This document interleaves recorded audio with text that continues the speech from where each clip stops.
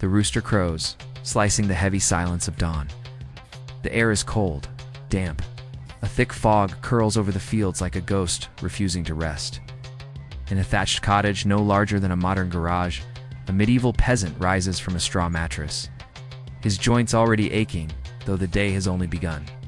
He's been up before the sun for most of his life. His name is Tomas. He's a villain, neither a slave nor truly free. He belongs to the land, and the land belongs to the Lord. Every breath he takes, every crop he grows, every tax he pays tied to the whims of those above him. There's no breakfast buffet, no choice of cereals.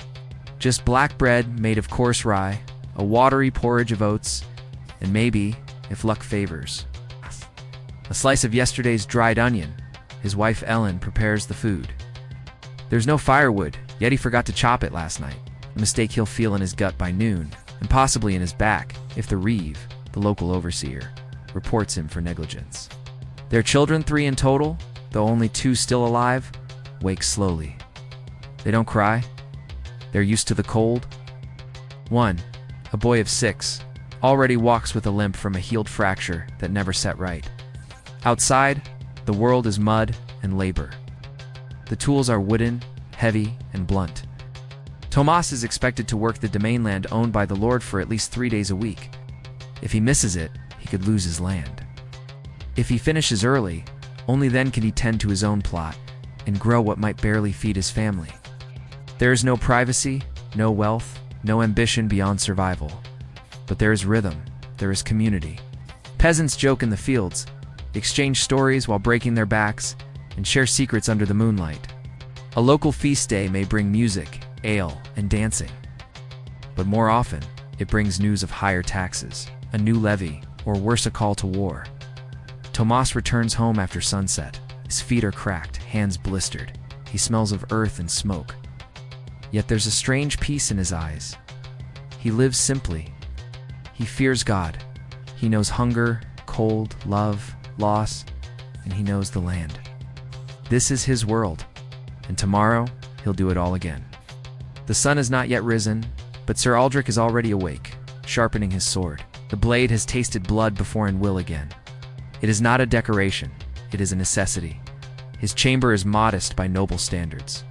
Stone walls, a single window with no glass, a narrow bed covered in woolen blankets. Armor hangs nearby, chainmail, polished breastplate, gauntlets, and a crested helm bearing the sigil of his house, a silver boar on a black field. Before anything, he kneels in prayer. Deus vult, he whispers. God wills it. Way well. He fasts this morning in honor of St. George, patron of soldiers. No feast, only duty. A squire, young and eager, helps him dress. The armor is heavy, restrictive, and clumsy, without assistance.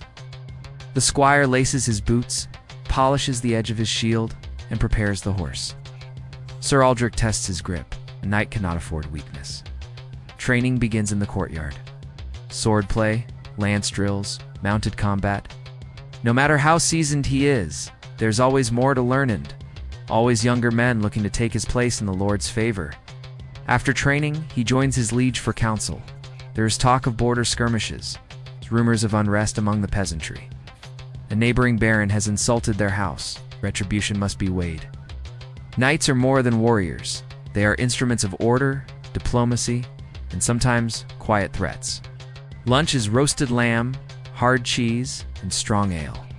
He eats quickly. In the afternoon, he rides to inspect his fief.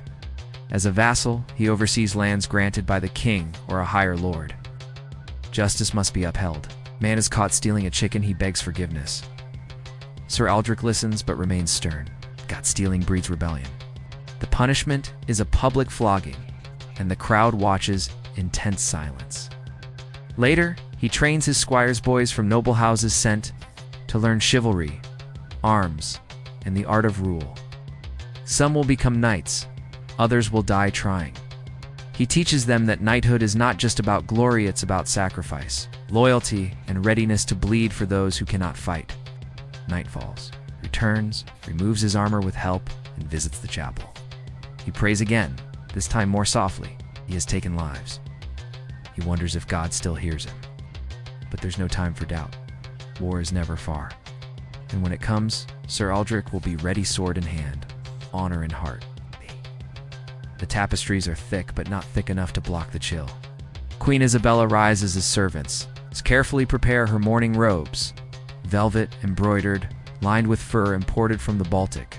Her world is not one of plows or swords, but of politics, expectations, and quiet danger. As a woman, and even a queen, her power is precarious. She must always appear graceful, intelligent, and submissive, yet quietly assert influence behind the curtain.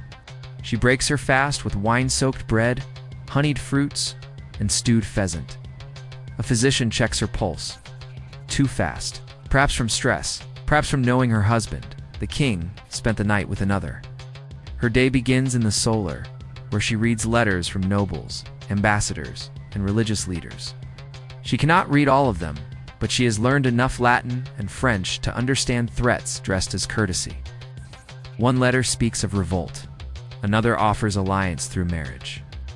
She attends a mass in the palace chapel, surrounded by bishops and courtiers. Every gesture she makes is watched. Every smile, every glance carries weight. In the afternoon, she joins a council meeting. She is not expected to speak, but she does, calmly. Her suggestion to secure trade routes with Italian merchants is met with nods. Later, her husband will pretend it was his idea. She will let him. Afterward, she walks the gardens with her ladies-in-waiting. They gossip, laugh, and sometimes cry. One of them is pregnant with the child of a knight. She begs for help. The queen listens. Her eyes betray no emotion, but she sends a letter to the abbess that evening, requesting refuge for her friend. Evenings are for feasts and diplomacy. Nobles gather in silk and perfume, musicians play, and dancers spin across the marble floors. The queen dines beneath golden chandeliers but eats little. She knows poison often comes with sweet wine. She ends her day writing in her private journal a secret no one must ever see. She writes of love she never received, alliances she weaved in silence, and the future she hopes her daughter might one day have. A future where women rule not from the shadows, but from the throne. She closes the book. The candle dies. And the queen sleeps alone, guarded, yet never truly safe. The stars are out, but few peasants look up at them. They're too tired to notice beauty. In Tomas's village, the day's labor is over, yet the night brings its own burden. There are no clocks on, the instinctive rhythm of the land, the moon, and the body's aching fatigue. Inside the cottage, the family huddles close. Heat is a luxury, so they rely on each other's warmth. The children curl up on the floor, wrapped in tattered wool. There's no light except the dying glow from the hearth. Candles are too precious to waste. Ellen hums a lullaby, barely audible. Her voice is soft, worn. It's a song passed down through generations. One her mother once sang when food was scarce and fear was heavy. Tonight, Tomas's mind is elsewhere. He's heard rumors, more taxes, maybe conscription. The king needs soldiers. War again, always war. And who bleeds first? The ones who own no armor, no legacy, just names that will vanish into dirt.